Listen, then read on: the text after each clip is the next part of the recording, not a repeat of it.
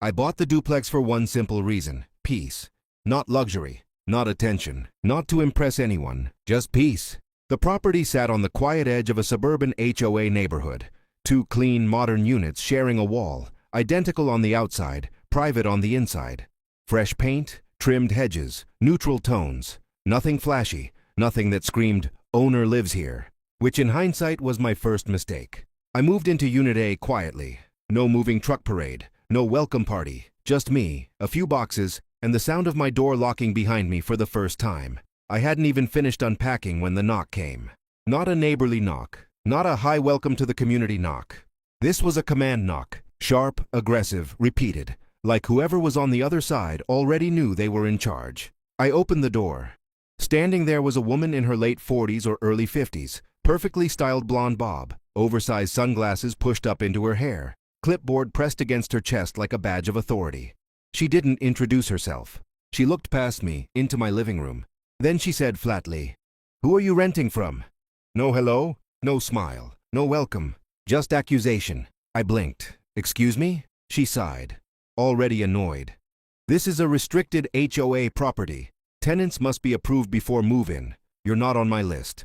I felt the first flicker of disbelief. "Your list?" She tapped the clipboard.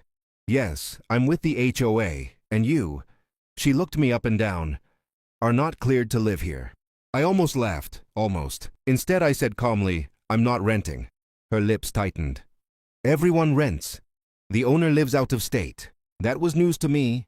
"I'm the owner," I said. She stared at me like I'd just confessed to stealing the moon. Then she laughed, a sharp dismissive laugh. "No, you're not." And just like that, the tone shifted. She straightened her posture, lifted her chin. The clipboard came up higher.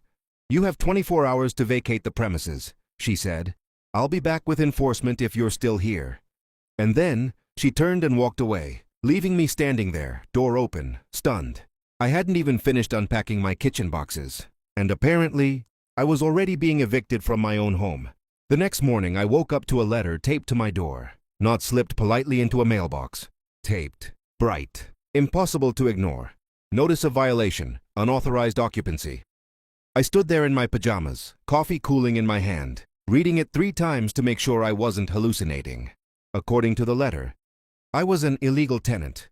I had violated HOA bylaws. I was subject to fines starting immediately. Eviction proceedings were in progress. My name wasn't even spelled correctly. That's when the anger kicked in. I walked straight to the HOA office, small building near the community entrance, flags flying, manicured lawn out front like it was City Hall. Guess who was sitting behind the desk? Clipboard Karen.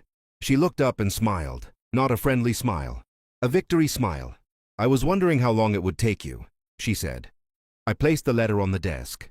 "This is harassment. I own that property." She leaned back in her chair. "No, you claim you do, but until I see proof, you are trespassing. I can show you the deed." She waved her hand dismissively. "You people always say that. You people." That was the moment disbelief turned into something darker.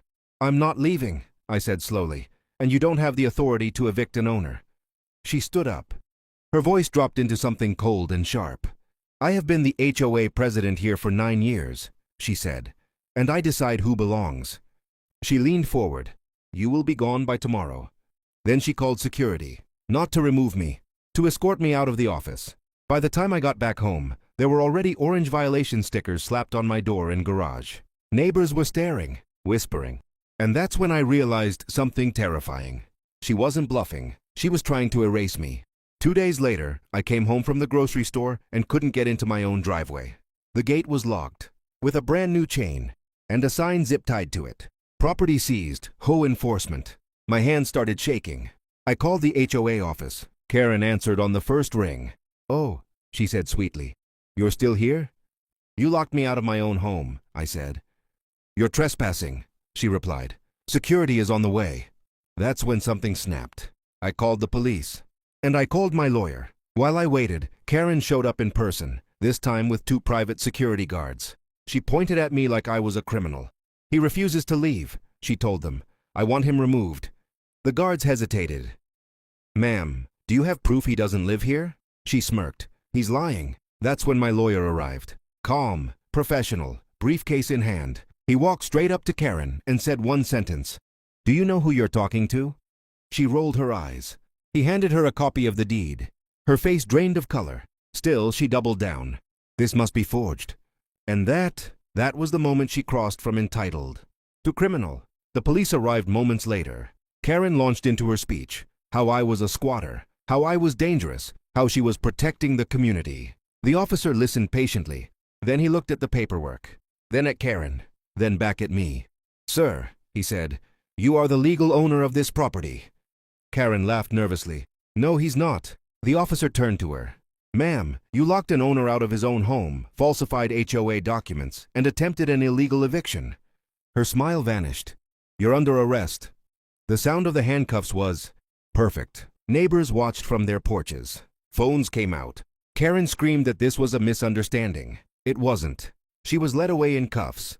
From the neighborhood she claimed to own, Karen was removed as HOA president within a week. The HOA issued a written apology. All fines were voided, and I installed a new gate. One I controlled. Now every time I pull into my driveway, I smile. Because the woman who tried to evict me didn't know she was standing in front of the owner. And it cost her everything. If you enjoyed this story, make sure to like, subscribe, and turn on notifications for more insane HOA and entitled people stories. Because sometimes, karma doesn't knock, it kicks the door down.